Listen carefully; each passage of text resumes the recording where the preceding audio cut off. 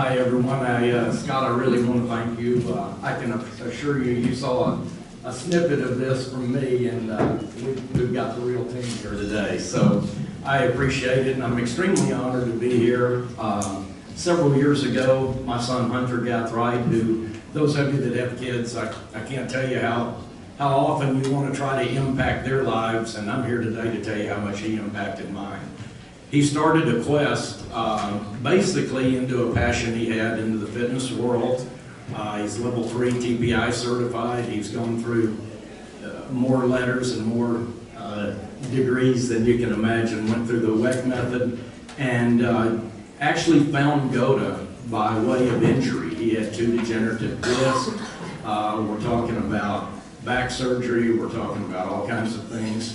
And lo and behold, he went to New Orleans and was told that if he didn't change his training, change what he was doing, he was going to have another back episode at 27 years of age, and 3 weeks later that happened. So he did a deep dive with the team of people that are here today, and because of that, I thank you. I can't tell you how much I've learned. One of the things that I would say, there's a gentleman named Kurt Pennington who was a member at Cordillera, and probably the greatest thing that I witnessed as a coach was I asked Hunter, as he got involved with GOTA, to really come out and teach me what he'd learned. And I made a comment about flaring a foot out for access for a gentleman that's a beginning golfer, and I saw the look on his face, and I asked him to come forward, and that was about 3 years ago, and we've learned a whole lot about movement since then. And because of these guys, my understanding of body control and body movement has made me an incredibly better teacher in the past 3 years. So without further ado, I want to introduce the team. Arthur Robinson, Hunter Gathright, obviously. Arthur Robinson, Arthur and Hunter run our GOTA fitness program and our teaching academy over at Sweetwater Country Club in Sugar Land. Gary Scheffler, our New Orleans connection. What a pleasant, I've gotten to know Gary a whole lot better this week. I've known about him for a long time, but hadn't known him in person until recently. But Gary is one of the original 2 gentlemen that founded GOTA. He opened the GLS GOTA Performance Center in New Orleans in 2014. He's our non-golfer in the group, but for some of the athletes he's trained, a lot of you may recognize Jamar Chase. I think he started working with Jamar in the 8th grade. Micah Parsons, Odell Beckham, George Kittle. He's had the privilege of assessing Bubba Watson. So a deep dive with all the athletes that he's worked with in all the sports. And then the gentleman that's going to be doing most of the talking and presenting today has been a longtime friend. Hunter introduced me to him during his early portion of the journey on this, and got this deep dive going. Ricky Stancy, for some of you that may be Big Ten football fans.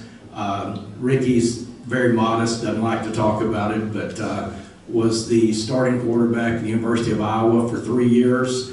Threw for 7,377 yards, 56 touchdowns. 2011 was drafted by the Kansas City Chiefs.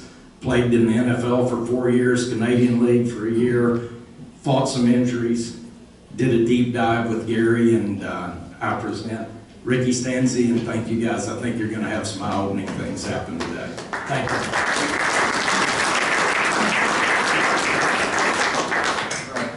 Thank you, Brian. Scott, thank you. It's great to be here. I'm really excited to share this knowledge with you guys. Like Brian said, I had the privilege, I had the opportunity to play Big Ten football, to move on to the NFL, and right in that transition from really college to pros is where my movement journey started. I was looking for answers. I was falling apart biomechanically, starting to see some non-contact injuries begin to plague my career, and I started to kind of try to turn over every rock I could. I started with working with Tom Martinez, who was Tom Brady's throwing coach since he was 12. He's since passed on. But that was really the first guy that kind of started to peel back the veil for me to kind of look at more of the biomechanics. He was talking about sagittal plane and all this different stuff, and kind of using slow motion video. And I kept studying, and I kept failing, and I kept looking for answers. And throughout really my whole playing career, it stretched about 8 years from 2011 to about 18, on and off, had 4 years in the NFL, had a couple cups of coffee up in the CFL, but all the while I was just gathering information, looking at books, trying to see what was a better way to move. Why were some guys moving really well? What makes Aaron Rodgers throw the ball like that? And why can't I hit a flat route? And so throughout that process, I read a lot, I gathered a lot of information. I dove into the Western arts, if you will. I was big into the Keller Starrett. I came from Iowa. We did a lot of powerlifting, Olympic lifting. I was understanding what was going on there. But I also looked at the Eastern art, taking a look at pranayama, yoga, martial arts, just trying to get a holistic view on what is efficient movement. I had a lot of dots on the board, but I really didn't have anything that connected all these dots. And I kind of had a breakthrough when I read the book Muscles and Meridians by Philip Beach. And he started to talk about how nature builds things. He started to talk about how movement and rest are flip sides of the same coin. He started to talk about spinal engine. And I started to look around on Instagram looking for somebody else. Somebody else has to be saying this, right? Somebody else has been talking about this. That came from core brace world, don't move the spine. This guy's saying it's wiggling. He's showing me slow motion video of it. I know we all use slow motion video to confirm. Let me go look on Instagram. Luckily, I'd never really been on social media as a player. I didn't hear the noise. But once I did, there was really only a couple groups that were talking about it. And two of those gentlemen were Gary Scheffler and Jose Bosch. We call him Coach Gilly. And Coach Gilly was really the first person that observed what I'm going to show you are the global laws of GOTA. And Gilly's story starts with his back imploding on him, 3 levels of his back. His lumbar had basically degenerated. He was basically face to face with a cage being put in his spine and stopping his movement. He found some relief through the Egoscue method, but still when he wanted to kind of ramp up the volume in his movement, he'd always hitch, he'd always get blocked, and he wasn't able to kind of overcome that movement piece. Well, like all you great golf coaches do, he went to the slow motion video. And he started with the question, how does the body travel through space for a lifetime and never get hurt for no apparent reason? Why are the non-contacts increasing? Why are the ACLs skyrocketing? Why are the Achilles skyrocketing? Why are the hip replacements, knee replacements, joint replacements in general, why are they skyrocketing? Why can Michael Jordan fly through the air every night in the arena and I can't get on the ground and play with my kids? So Gilly was very intuitive, and he looked at really what we call the 4 super tribes. And those 4 super tribes are what build up this global laws of GOTA. So nothing here was created, it was more so just observed. And he wanted to look for that answer. Why are these people durable? Why are these other people fragile? So he first looked at that crawling baby, those closest to the source, right? What is that telling us? We've even taken it a step further, looking at the embryological perspective of this thing. Muscles and meridians help with that. What does this pattern look like? What does the body look like when it's actually being built out inside the womb? And then looking at it as it moves through its crawling development into its standing, there was a pattern that started to show. Next, he looks at these decade-plus super freak athletes that are very durable compared to their counterparts, to their peers. Michael Jordan, Ed Reed, Randy Moss, some of these guys that are able to move at a high level, approach that decade-plus mark, and keep those injuries to a minimum. The other group he looked at was the indigenous cultures, so the hunter-gatherers. Now we have this ability to use the iPad to go back through and comb through a lot of YouTube data, social media data, and there's a lot of great documentaries that are out there that follow these tribes that are deep in the Amazon, the Kurubo tribes, the Yanomami tribes, the Zoe tribes, butt naked, barefoot, untouched by chairs, shoes, funny training with barbells, and they look like the baby. So he's gathering this visual knowledge, if you will, these visual vocabulary that are the global laws. He sees it in the baby, he sees it in Jordan, he sees it in the Kurubo, and he needed the last piece, which is the elders, right? If this thing's durable, it should be durable from the start to the end. We're built to move forward through space. That forward moving pattern is our walk, run, throw, swing, strike. It's what made us the apex predator. It's how we take down the hunt. It's how we survive. It's what's got us here. So that forward moving pattern, we cycle through it thousands of times a day. I'm sure you guys have step counters on. Your phone does it for you now.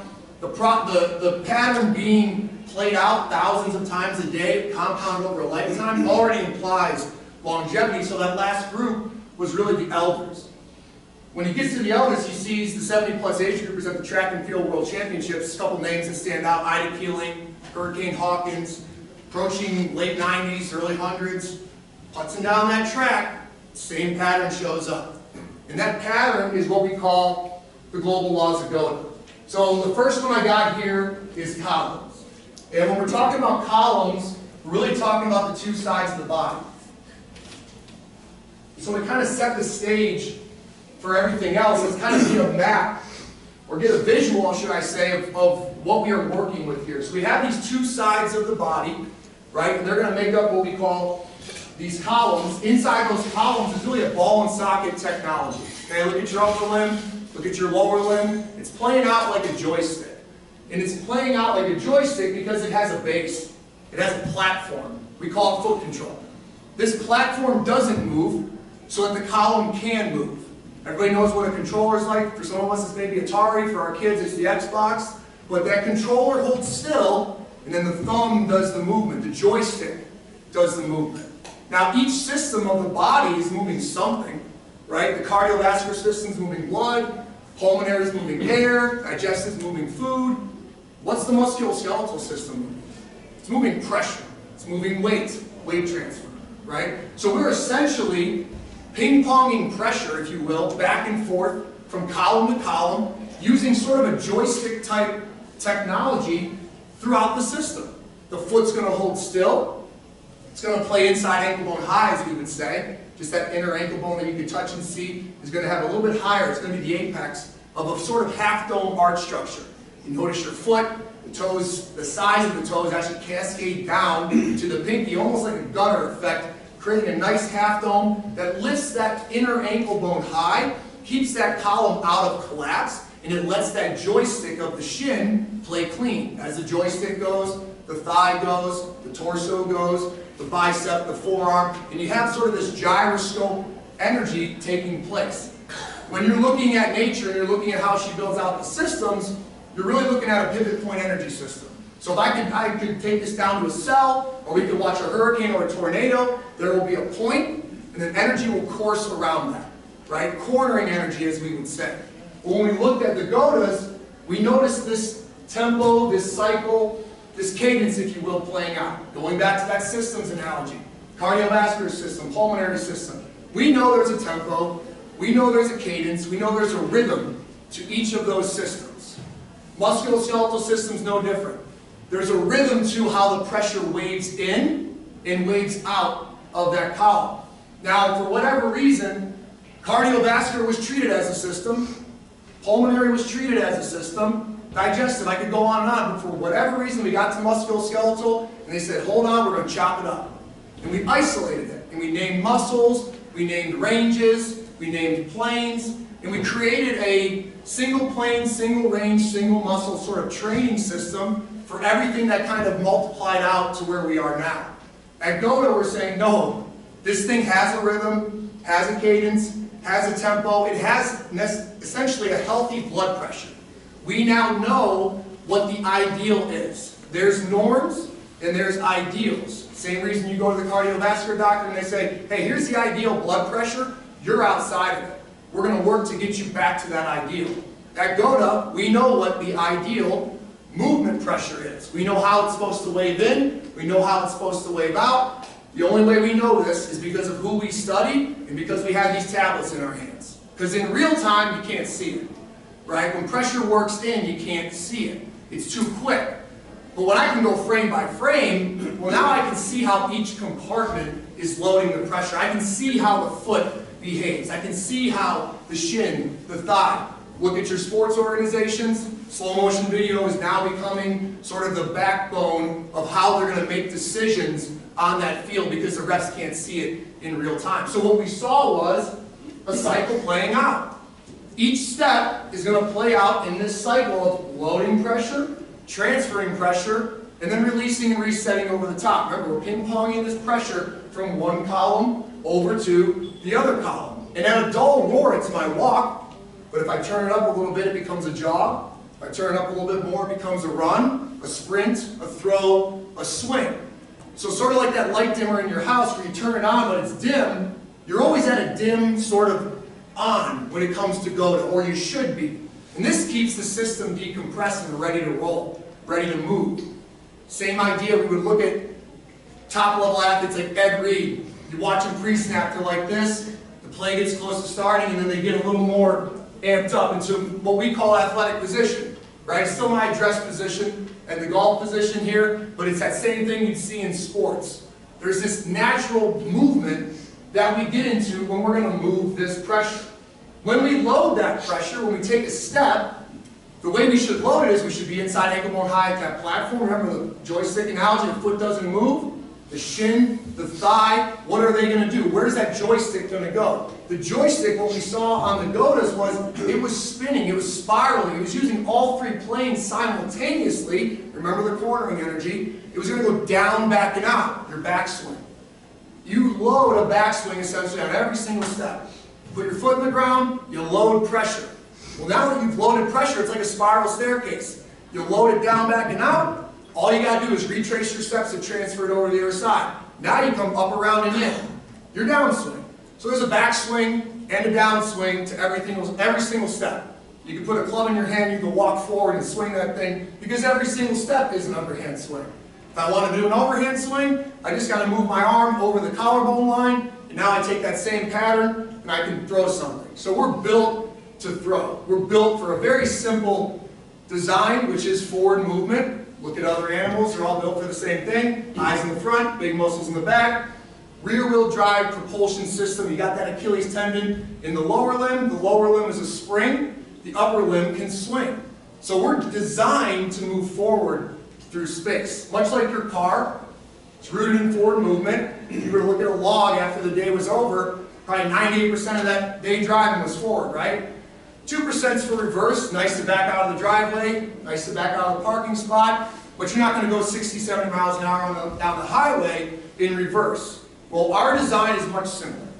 We are going to be walk, jog, run, walk, jog, run, walk, jog, run, walk, jog, run, throw, swing, strike, maybe one reverse rep, which would be your lift.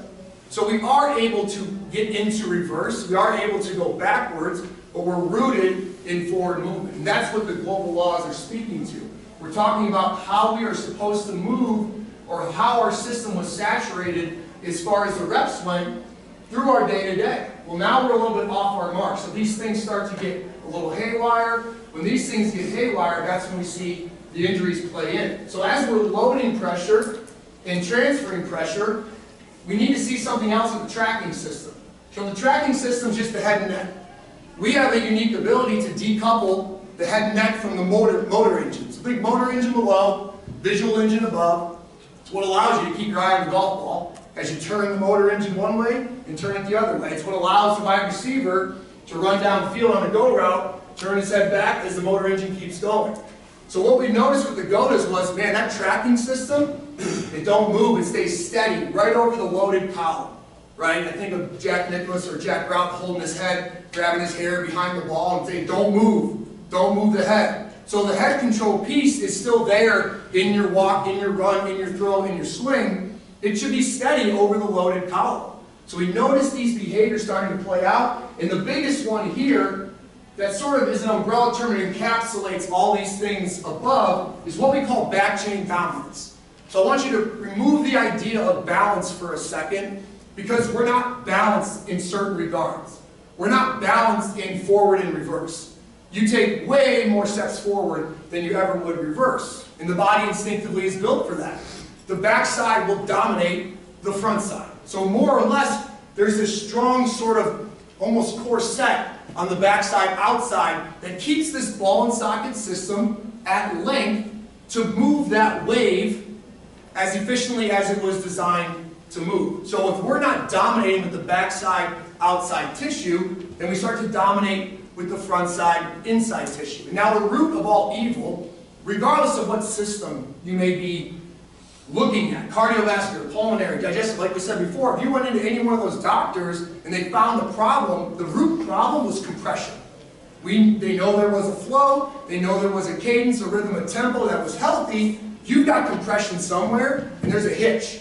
There's something that's missing in your cycle.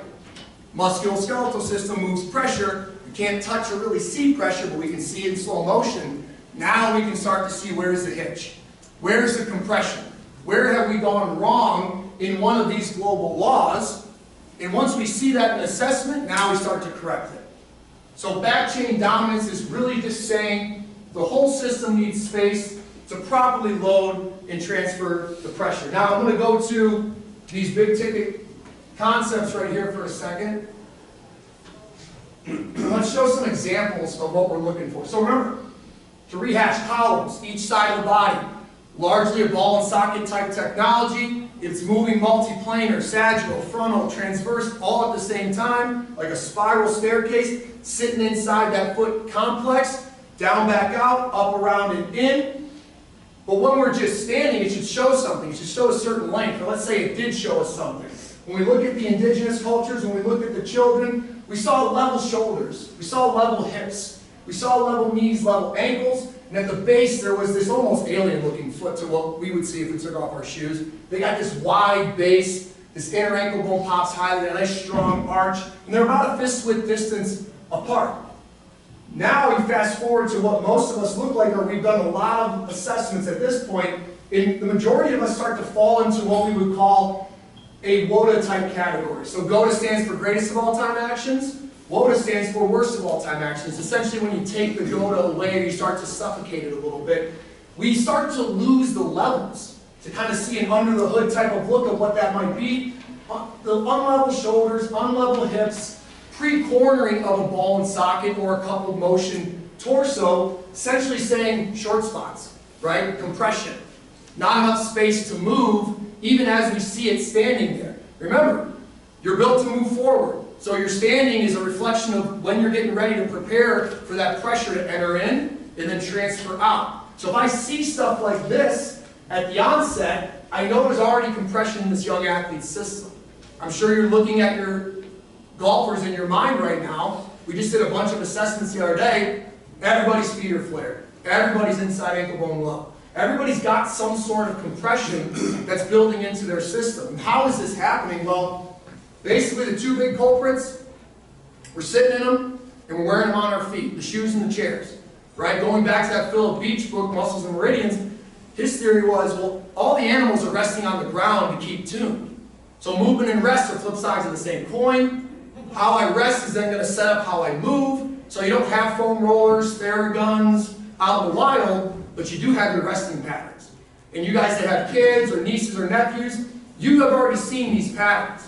The kid comes out of the womb and they just instinctively jump into these patterns of really what we call upside down, inside ankle and high, crisscross applesauce, Japanese sitting posture, seiza. And this is across culture all over the world, semi-indigenous cultures, fully indigenous cultures, children. These things just pop out, their behaviors. You ain't got to teach a kid how to walk. You don't have to teach them how to run, throw or swing. If you have kids, they will throw stuff, they will swing it, and then they'll try to rest on the ground. Then you got to teach them how to sit in the chair. So now all of us are stuck in these chairs on a day-to-day. The columns start to get wrecked, and then the foot control starts to get messed up. So ideally, it should look something like this.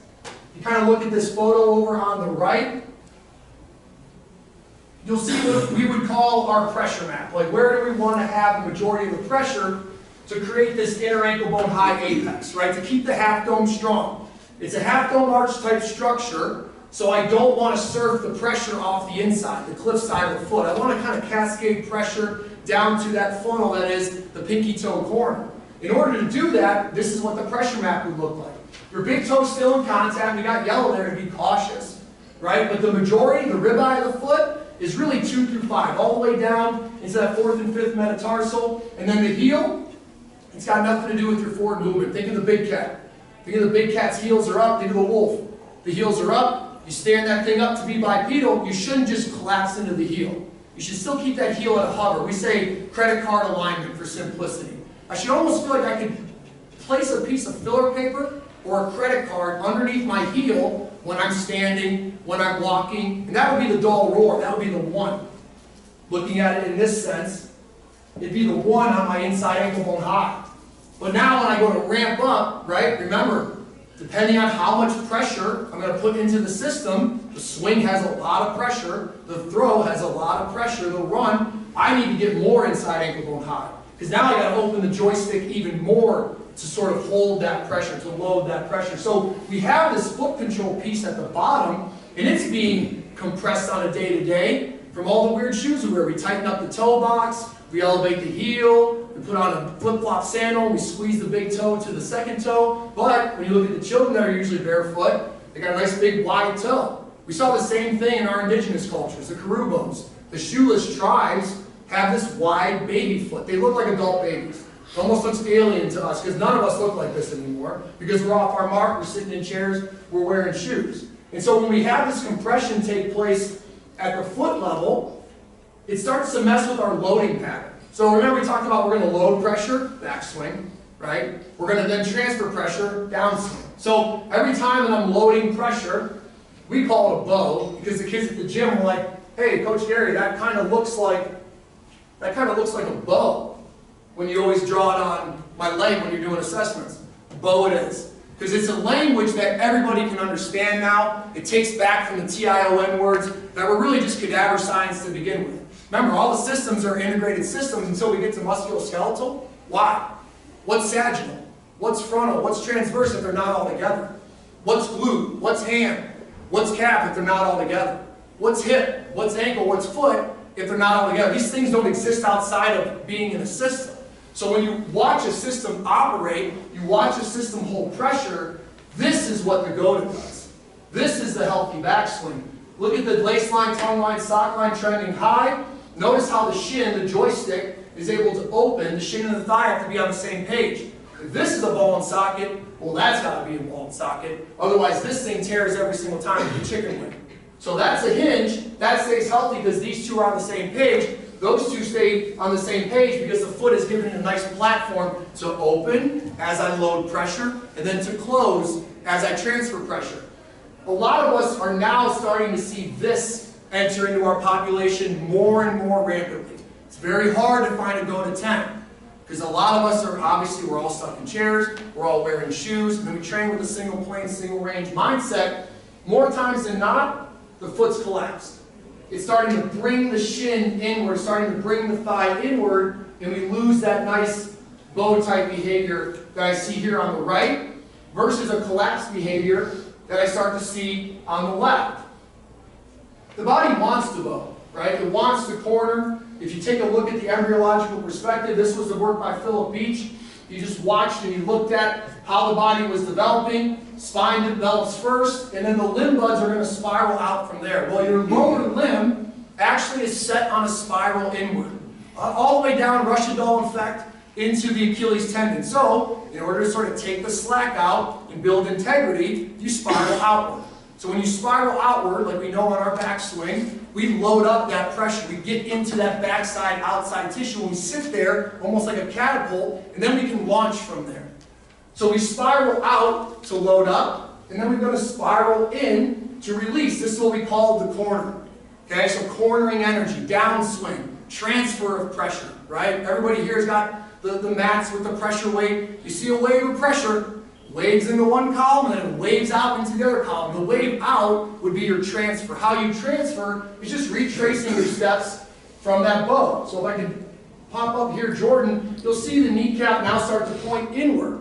As the inner ankle bone stays high, when we take that energy and we send it around the corner correctly, we should release the column. When we release properly, we see the elbow away, the heel away. Take that to your golf swing, you've seen it 100 times. Right? The heel flicks away. The heel flicks away. Because we're sending energy away from the midline. We load it up on a backswing, chest, kneecap, point out, chest, kneecap, point in. There's a spiral energy taking place. The foot platform has to hold still. So you see elbow away, you see heel away, and the only thing that's missing in the golf swing would be the reset.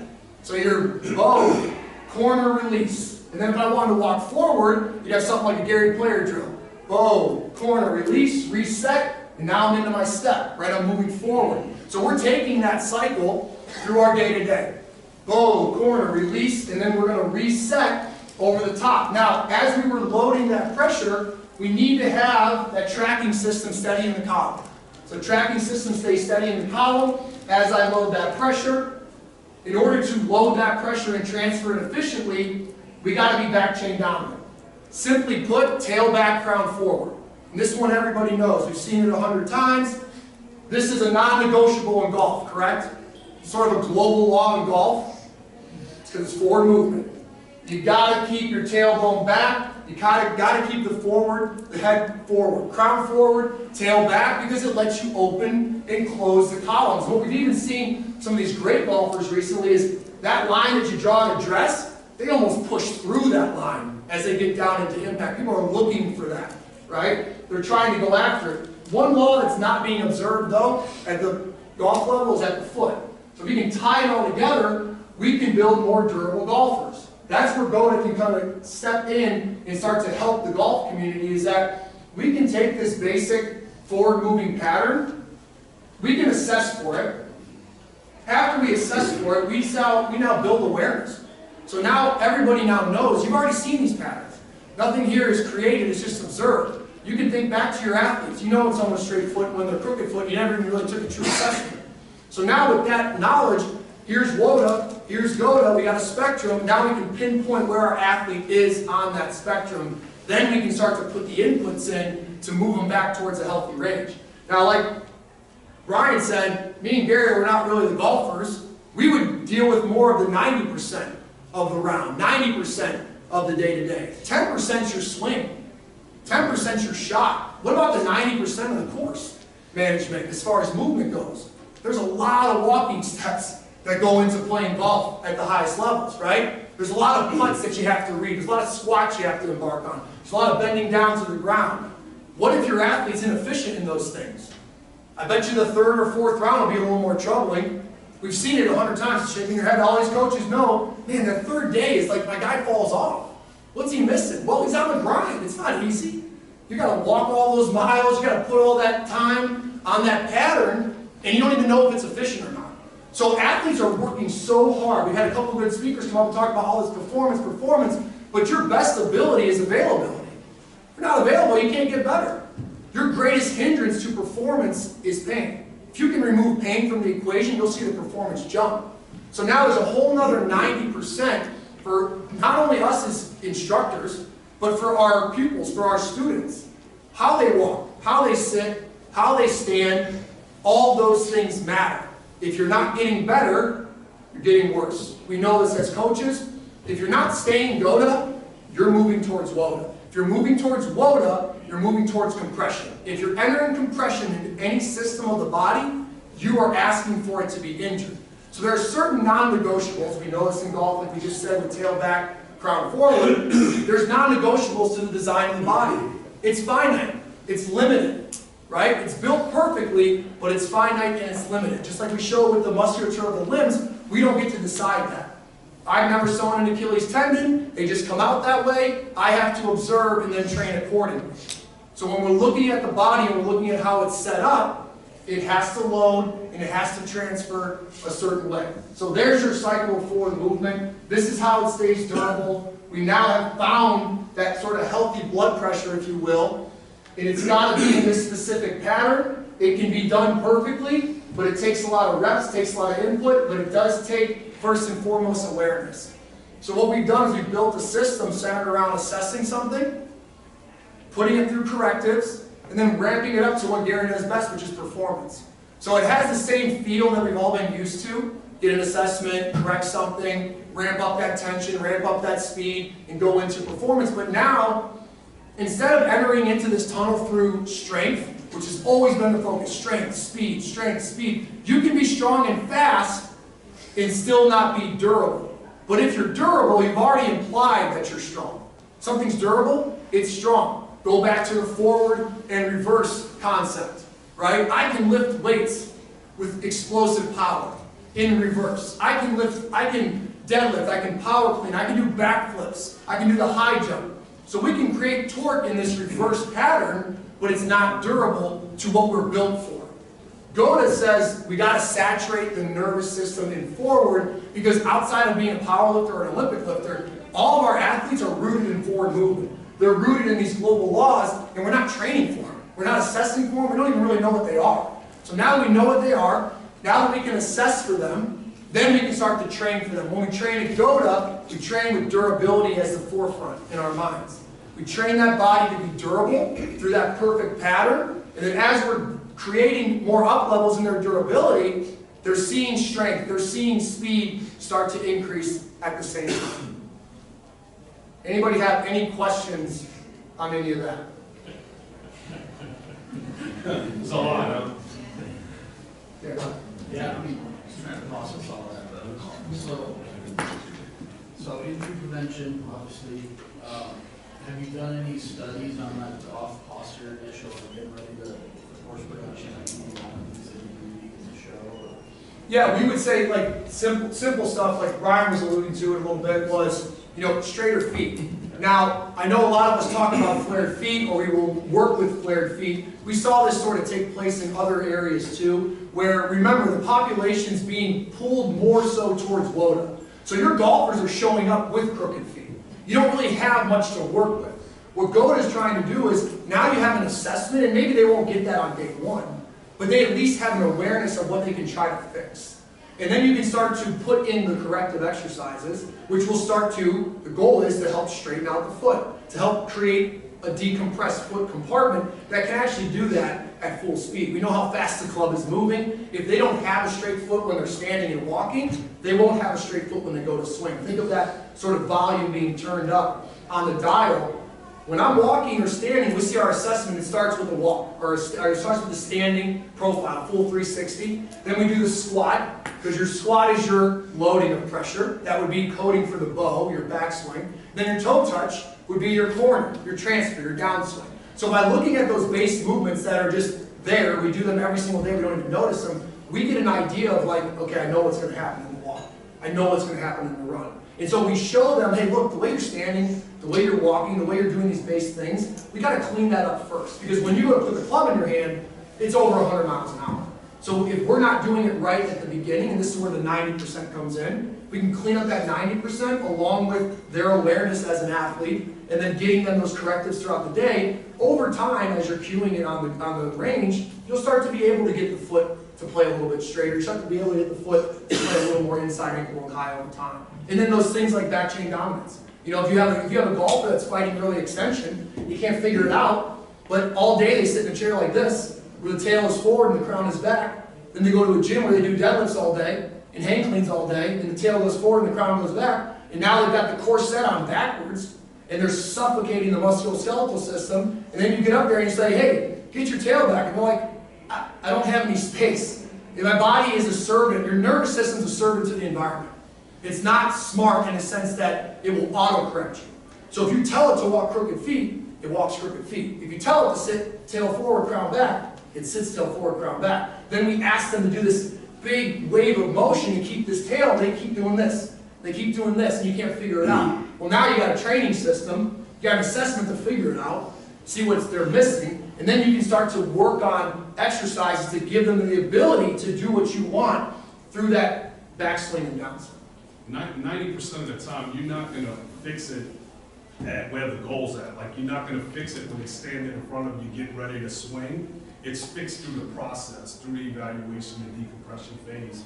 Because, like all of y'all coaches, and I coached, my background was basketball, so I could tell a kid to use a certain form all the time. But if he don't have access into the back chain, he could try his hardest, but he's going to mess it up once the bullet's going to fly. Once he's out there and he's just swinging, and he's... Yeah, so I guess cleaning up the 90% will increase somebody's durability. 100%. Yeah, because once you get everything back to pieces. In other words, basically, we identified a blueprint for the human body. Anything outside of that blueprint is going to create some kind of inefficiency, no matter what your sport is. Even if you just want to go from your living room to go get the mail out of the mailbox. Somebody, my back hurts on the way back in. You can clean that up. You give people a more comfortable life. So it's a therapeutic side along with a performance side. And what about using insoles and stuff to start there? I know out on the PGA Tour, there's a company called they come out called A-Line insoles. That's a great question because they everywhere, right? You walk in Walmart, they everywhere. That is a passive approach. We take a more aggressive approach. We want the foot to actually become active and take care of itself. I know I deal with a lot of high school athletes and stuff like that. If you get into really good inserts, you spending some money. And if you got a kid that's going from a 8 to an 8.5, I mean, they go up 2 shoe sizes in a year. Next thing you know, you spent $1,000 on inserts when you could have bought a $79 program on our website and activated his feet. The other part of that too is shoe choice. I mean, if we look down, the golf shoes are tough. Like, right, a lot of tight toe boxes. The company True Linkswear is building out a more minimalist approach. I'm a Jordan, we're Nike guys, so the Jordan 1s, the golf lows, excellent shoe. It's got what you're looking for in a shoe, to keep it simple, is really 3 things are building out these minimalist shoe designs. Wide enough toe box. Now that one, whatever fits your foot. So if it's wide enough for your foot to splay, check that box. If it's tightening down, you feel it tight on the big toe, you're going to flare your foot because, well, if your foot was straight, your big toe would run into your shoe, and it's really uncomfortable. When I played pro ball, our guys would actually cut an X at the toe box of the cleat because everyone's toes were running into the shoe. So that's the first problem. If the toe box is tight, insole won't matter. That part of the insole, the arch support, like Gary said, it's really these insoles, in theory, they're great, but in approach, they're still passive. Like, the nervous system needs an active input, right? Down there at the capsule level, it's not very vascular, meaning there's force transmissions that are telling it what to do. So the behavior at your foot level will eventually lead to a higher arch. So if you had an arch support in your shoe, you'd almost want to hover that arch. Most people are using it like a sofa. They're just resting on it, and then they take their insert out, and they don't have their insert for a weekend trip, and they blow it back out. They're dependent on it because it's a passive approach. It does bring relief, but it doesn't solve the root cause. The next piece would be heel elevation. Ideally, it's a 0 drop, right? Your foot is on a 0 drop plane. That's where the Achilles is going to be at its best. The foot's going to be at its best. Well, now we've kind of put the heel into the shoe. That starts to shorten the Achilles, starts to do a bunch of weird things. But if you can get something that's minimal heel lift, so like I said, with Jordans or True Linkswear, it'll actually be a 0 drop shoe. From heel to toe, no elevation. So if you can find those 3 things, or at least non-negotiable will be the toe box. The inside, the foot support, the insole, should be a non-factor. Essentially, you can almost use it to give you a little awareness in a sense. But that heel would be that second piece. Don't get too big of a heel elevation. Try to keep it kind of very quiet. Hey, Red, would you explain to them cuboid versus heel? Yeah, it's a great question, or a great sort of visual. Okay, so real quickly, ball and socket. Think of that joystick analogy, right? There's my controller, there's my joystick. So this is the gliding surface of the talus. We plug in, inside ankle bone stays high. Now I can whip and flip that shin in harmony with the thigh. Now, this bone right here, this would be the right foot on the underside. This is the cuboid bone. So we'll give you to the cuboid bone to lay pressure into your golf swing. We just don't want to get this guy involved. We don't want to fall into the heel. A simple cue we give to our athletes, eggshell heels.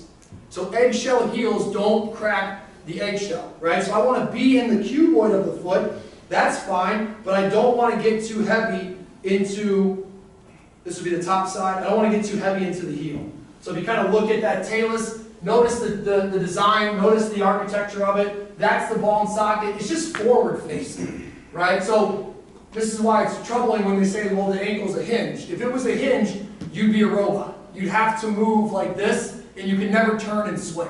You'd have to literally do this to turn because your ankle was a hinge. So we can turn and move in this sort of chaotic way because we're set up off of a basic sort of like joystick analogy. And that inside ankle bone high, it really butts up to this point right here. So you got this big, strong cuboid bone, but you just don't want to get, and where it actually trips is this tripwire. Next thing you know, you're in your heel.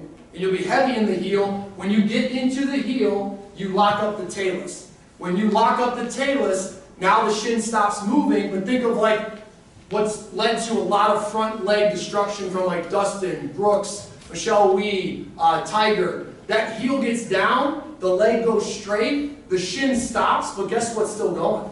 Everything above it. Thigh keeps going, torso keeps going, all of it's going, and then something has to give. The knee's just a hinge. It's just ligaments in between. So all that energy is still going with a blocked leg or a stuck shin is blowing up people's knees. We see it in the quarterback world, we see it in the baseball world, the pitching or the batter, and And we see it in golf, right? Because it's all, you got a floor level swing, you got a chest level swing, and you got an overhead level swing. It's still packing pressure and then transferring it over to the other side. When pressure gets there, it's really non-negotiable. We have to play along with the design of that foot and Achilles. Great question, though.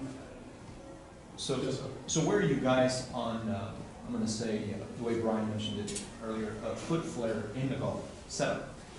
It should be unnecessary. It should be It unnecessary. should be unnecessary. If that talus is decompressed from that platform, then that shin should be able to open.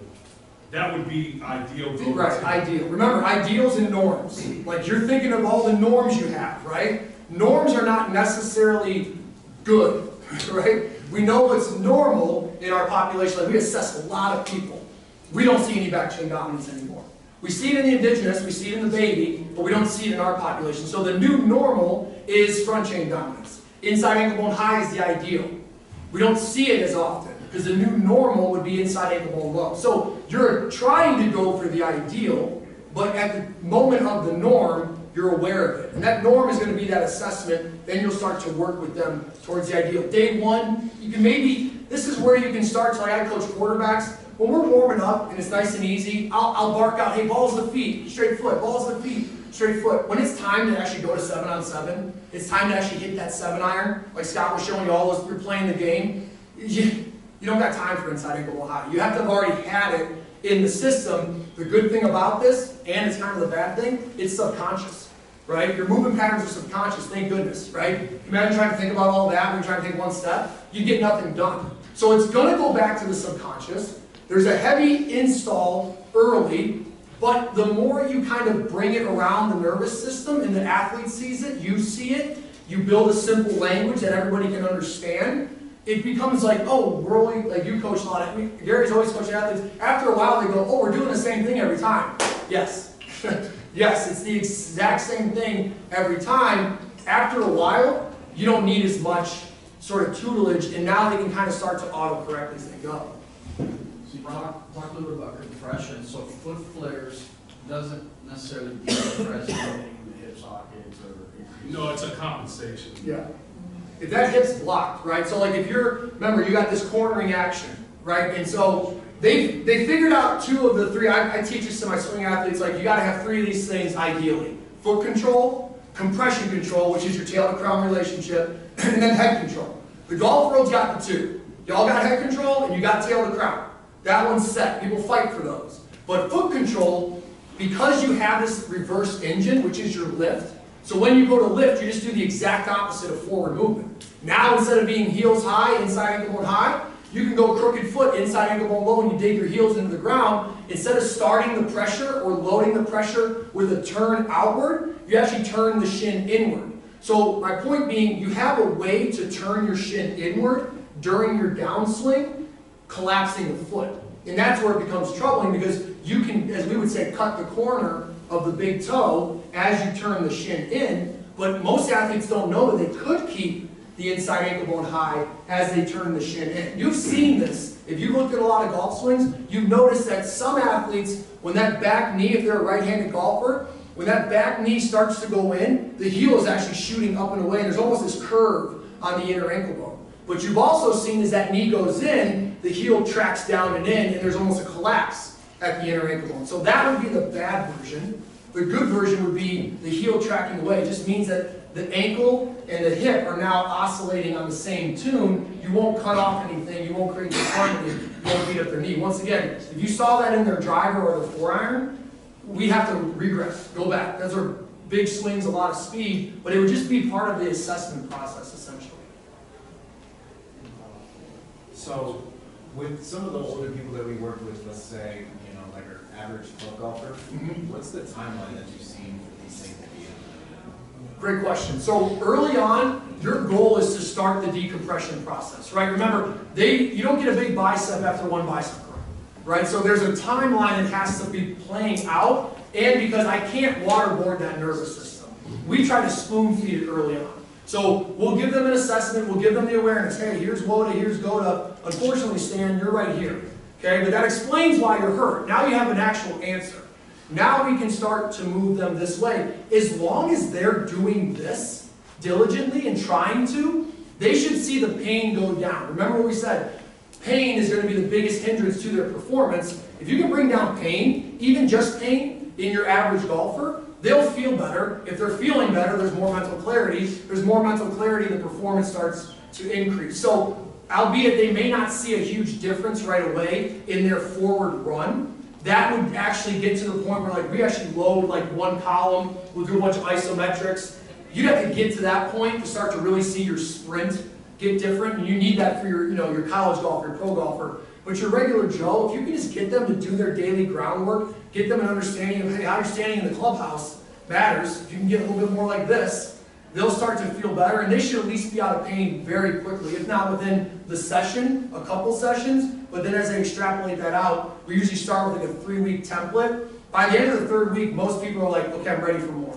Because we start them on the ground, then we'll move them to like a wall, picture like your butt against the wall for a little bit of awareness with tail to crown, and we'll have a little support there. We use pivot points and support. So remember, pivot point is what's in the ground. Ultimately, when you go to move, you only get one pivot point. And you got to course that energy around that pivot point.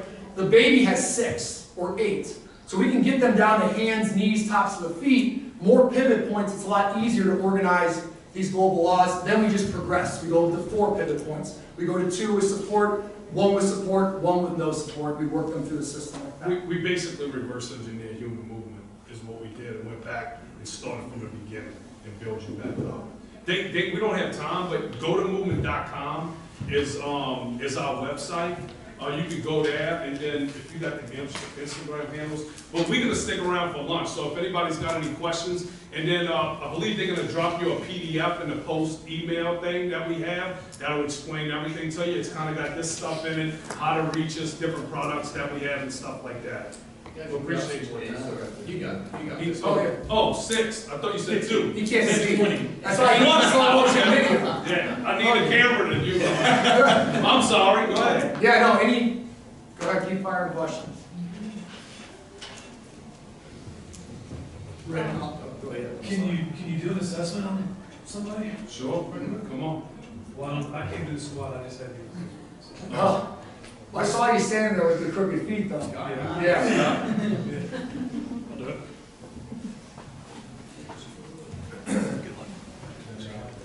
Yep. There, yeah, you figured it out, man. Sir? Yeah. Yeah, so what we would do, so we have Scott do here, we'll walk you through it so you can take a look at it. I'll have you stand right here. Scott, take your shoes off and roll your pants up. Let's do it right.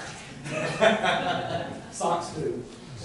We've been doing this all week, and that's one of the things I can't tell you how much I've got some golfers, Brad Martin's here, and you were there. It's uncanny what you see when you go through these assessments. And personally, I stand 10, 11, Katie knows, 11, 12 hours a day. I've gotten to a point where I was struggling to stand, and it's been life-changing. Okay, turn facing the back of the wall. So you can literally see what he's doing right there. Okay, turn again. Good, face me. Okay, now can you give me a squat? Good, come back up. Give me a toe touch. Okay, good. I'm gonna back up. You walk towards me. Hang on 1 second. Okay, go ahead and walk towards me. Okay, good. Turn around. Walk back. Just give me the walk. Okay, good. All right, get this thing in order here, guys. They saw you moving already, Scott, that's why. Looks like he's hurt. There's more. We're good. You're getting the condensed version of it. Oh yeah, you're good. Everything behind me is not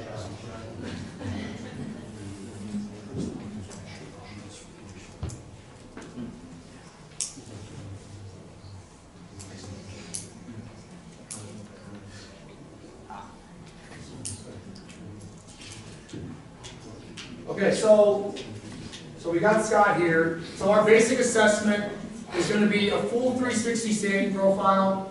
A full 360 squat and toe touch profile. Remember, the squat would be the landing, the hinge would be the leaving, and then we'll have you walk and we would have you run, but for simplicity, we can still get what we need here. So remember, we went back and we talked about, this is how I would generally bring this up to an athlete. I first show them columns. And I'd be like, okay, remember, we want level shoulders, level hips, level knees, level ankles. We'd like to see that foot complex be about fist width distance apart, inner ankle bone high. Hey, Rick, before you get off that, scroll up and show them that guy above him in the basketball shorts there. Oh, Kobe? Oh, Kobe? That's young Kobe right there. Yeah. So we get it at birth, and then we just lose it as we go. So then we pop back here, and this is what we generally see. Oops. Oh, give me a second here.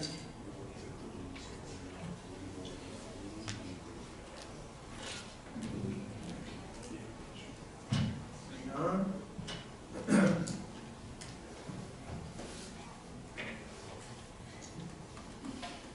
Okay. All right, we're back. Okay, so then we would generally see this, right? Most of us start to get, zoom in on the foot here, we start to get feet outside the columns, so we lose outside that fist width distance apart.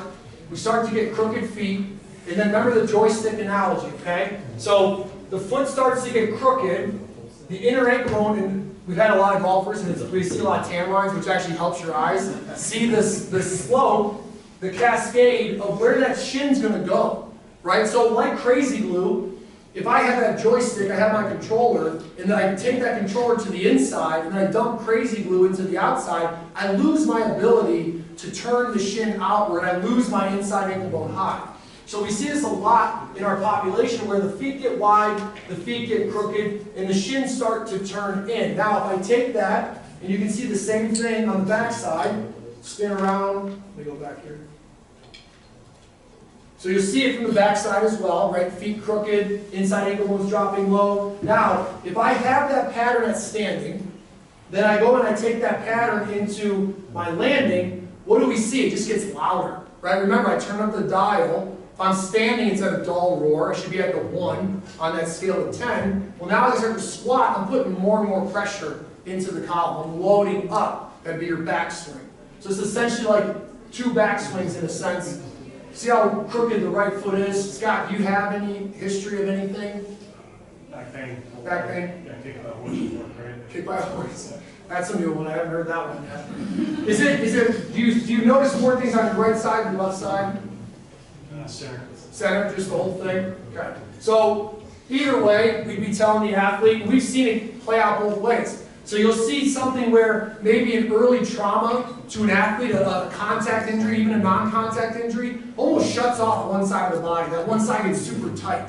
That's their tight side, right? Then they'll go and they'll hang out on the other side all day. They'll just keep the pressure over there, their head's stuck. Then the chronic pain starts to show up on that side. The hip starts to bother them. So what we try to do is bring more symmetry, in a sense, to the ability to load the pattern. If I'm doing a double leg squat, it's a bilateral pattern. So I really have about 50-50 of the pressure, if you will, in both columns. When we go to swing the club, we're getting like 70-30, 80-20. We're trying to load up the one side and then transfer over to the other side. So when we see sort of imbalance in the squat, we see the foot start to get crooked, back to the early part of this talk, unlevel shoulders, unlevel hips, pre-turns, stuck. I can't get that shin bone to open. So if I'm looking at an ideal squat, I'd see something like this, right? So the baby has this ability to keep the feet straight, to keep the inner ankle bone high, and then the shins can open, right? They don't have the crazy glue in the outside corner of the capsule like we all do that forces our shin inward. If I don't disturb that pattern, and I'm a butt-naked barefoot tribesman, it's still there. Right? Because they're never going to lose it, right? They're going to be butt naked, barefoot. They have to use those patterns. They have to use those resting shapes throughout their day-to-day. It's a fact of life. You're a hunter-gatherer. The gatherer portion would be your squat and your hinge. You interact with the ground. You rest on the ground. Then when you go to hunt, you just combine the bow in the corner, the squat and the hinge to propel you forward to get into attack mode to eventually throw or swing to make the kill. Now we just fast forward to where we create sports, Interestingly enough, we make the objects we build them around what we do. Club face opens and closes. Why? Because you open and you close. The football spirals. Why? Because you spiral. So we make the object so we can exploit it. So we shouldn't have to lose these things. So that's where I generally show the athlete, hey, this is what you could do, but here's what starts to happen when we get into sort of this sedentary lifestyle. Keeps cutting me off. Doesn't want you guys to know.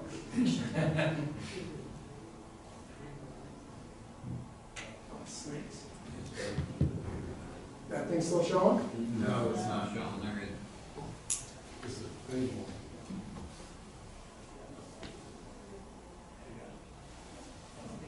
We're back.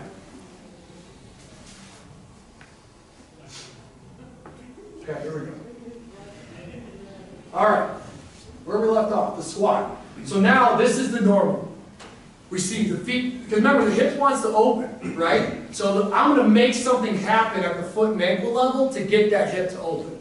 So what more or less has happened to our population is our foot and ankle should have this healthy disassociation, right? I should be able to hold that foot still, remember the platform, I can wind up that shin in accordance with the hip. If my foot and my ankle are nice and they have a good glide and slide, I can get my feet really close and I can sit down into my squat. If I don't have that foot and ankle anymore, I'll just make something up. I'll compensate. Essentially, we get a foot ankle glued together. We try to get on the same page as the hip. But the problem with this is, in order to wind up that ankle, what we've seen is you need a straight foot. Think of torque. You need a straight foot, and then the kneecap would point outside of that straight foot. If you do that in your own, as an experiment, you'll notice you wind up your ankle. So when we go crooked foot, you don't really wind up the ankle. Instead, what's happening right here for Scott is his foot's going one way, his shin's actually going the other way, and then his thigh's sitting back. So now you've got compression in the system. You're at risk for either knee pain, back pain. Where the pain is or where the injury is isn't so much as important to us as what the root behavioral issue is. Because we've seen plantar fasciitis, we've seen shin splints, we've seen bunions, knee tendonitis, hip problems. We get a general idea of where you might be, but more importantly, we now have to fix that behavior. We won't treat that area, we'll treat the behavior as a whole. That will start to bring length, decompression. We've got length, we've got space, now the thing can breathe. We don't stop the flow. So once we see that squat, then we see the toe touch. If you had the shorts on, generally go shorts so we can see the kneecaps, because the kneecap sort of becomes the scope for my hip and my ankle. So the kneecap pointing out is telling the hip and the ankle are winding up. Kneecap pointing in, telling the hip and the ankle are winding in. So our squat, we want to see it point out on a straight foot, inside ankle bone high. So we don't just teach flexibility or suppleness, we teach inside ankle bone high suppleness. So you need to be supple with the inside ankle bone high foot. That will calculate towards an actual decompressed system. Otherwise, you can just do crazy things with the foot. You can compensate to get down. We don't want to have that. So the kneecap should point in, the kneecap should point out. But what's important is, what you want to see is when you go to walk forward. Now remember, this is the dull roar of the walk. So I got a golfer, they come in, they're struggling with their backswing. Right? I can't get them to sit into that back pocket. They're losing power, they're losing efficiency. They're also having back problems, hip problems. They're also walking on the course like this. Okay? So the way they were standing in front of you, the way that they were squatting in front of you, just becomes their loading pattern. So now when Scott goes to load pressure into his right leg, what do we see? We see the same similarities that we saw in his standing. We see the same similarities that we saw in his squat. And we see those things show up in his walk pattern. So now, this column that should open up on top of a straight foot, inside ankle bone high, it's now crooked foot and it's collapsing.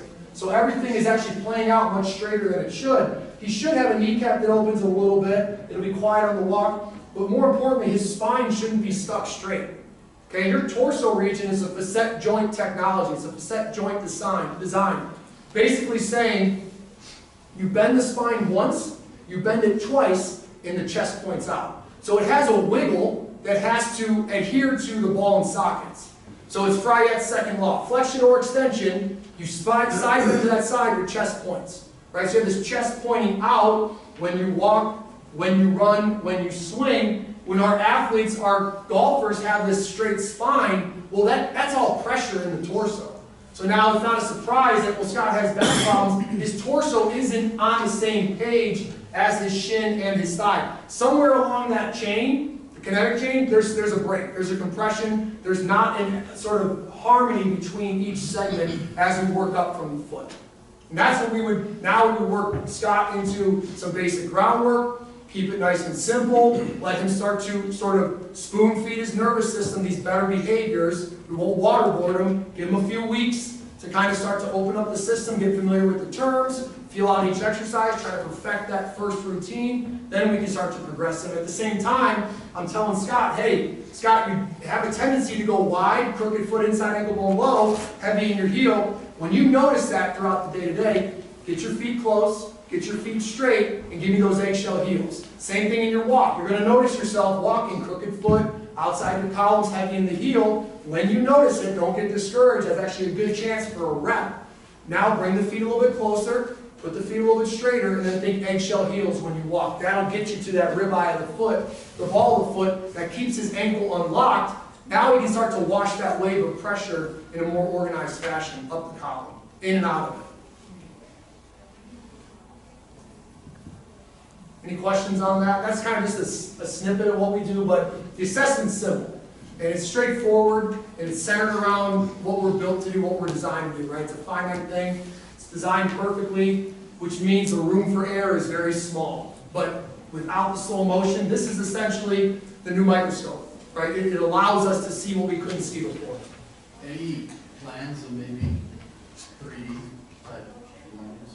Yeah, I mean, we haven't needed it to see what we need to see, so walk away really yeah. quick if you can't go see it. It's real easy to see it and walk away too.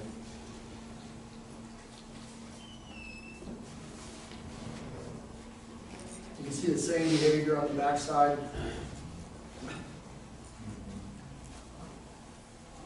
See the foot starts to do this, collapses. Really the heel goes this way. To give you a 3D look at that, more or less this is what's happening to all of us as we take, most of us as we take a step. Is the foot, the front of the foot goes this way, the back of the foot goes this way, and then the shin gyro, sort of ball and socket, falls off the platform. And this is the root of that chronic pain we talked about. It's a foundation. I got to get the foot right. This is the same behavior that you'll see on every ACL or every Achilles shred. You'll see this take place. And then it leads to either disharmony between foot and shin or between shin and thigh. The ACL is a disharmony between the shin and the thigh. The Achilles is a disharmony between the foot and the shin. What's the foot doing when you get to the shin? What's that? What's the foot and shin doing that causes plantar failure? It's more of where the hips end up at. I mean, the feet are starting to open a little bit, but the hips start pushing more into the anterior chain, and then from the back of the neck to the heel is all connected. So as that system closes up and gets compressed, the lift's got to come from somewhere. And if you're a golfer and you're out there taking a bunch of steps, then the feet are going to take a beating. You could get lower back issues sometimes. You may, I mean, we done had people come in and couldn't sneeze without throwing their back out. Well, one of them. You can see it here too. Like remember, if it's supposed to be a half dome structure like this, it's supposed to hold the half dome structure high and strong. When you load, the foot doesn't budge. Well, now if you're going into each step and you more or less get to about somewhere here, as all that pressure is sort of gathering into the column, you're stressing out the bottom of your foot, right? So there's some sort of itis, right? You can almost chalk up all the itises into one category. That would be a non-contact. There's more non-contacts that you have to live through and play through than will put you on the sideline, unfortunately. It's all those chronic little pains that you can't get away from. Yeah, go ahead. Did you see the speed training guys? Yes. Were you here for them? Yes. Did you, when they were talking about grip strength? Sure. Does that relate to like the biomechanics, what you're seeing in the foot right here? Like how strong?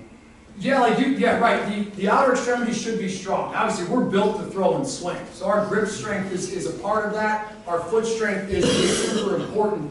What we would say is where you're strong in the foot is more important than anything, right? Like, we can fool ourselves with strength sometimes. You'll see people use balance beam tricks or certain other things to create a strong or supple foot. but it's not strong inside that sort of behavior of a platform. So you want strong feet, but you want that foot to be inside ankle bone high strong, if that makes sense.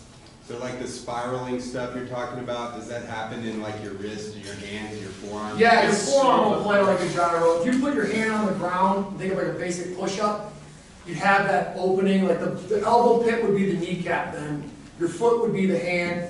Think of you're putting yourself in a push-up. Would you want to push up with the thumbs and the index as the main sort of pivot point? Or would you kind of lift inside wrist bone high and get more to the strong side of the hand? Right, so you want to be more on the strong side of the hand, the karate chop side, the strong side when you're coming through with your swing. Same idea there. Keeps the wrist inside wrist bone high so that you can unlock the forearm and it can play nicely with everything inside. Yeah, I was thinking like wrist and elbows are like what golfers, you know, a lot of times are facing. And yeah, in a lot of, we studied the UCL in the baseball world, very similar, right? So to give you a quick answer for that, if this hip, and we'll see more of your elbow issues are coming from your inability to clear the hip. So what's happening on a lot of golfers is, and we see this in my quarterbacks and my pitchers, they'll go to make this move, and the elbow's going. Like the bicep and the forearm are going. It's releasing the club. But you didn't release the shin or the thigh. So now you've got all of this going this way, and this is stuck. Something has to give. So when we looked at all the UCLs, we saw the same thing. The pitcher's heel was actually facing in as the elbow was away. Whereas the healthy throw would be heel away, elbow away, so that each compartment up the chain was on the same page like puzzle pieces. As one side closes, the other side will open and vice versa. So more times than not, we would address the foot and the ankle for an elbow issue. Now we really are done.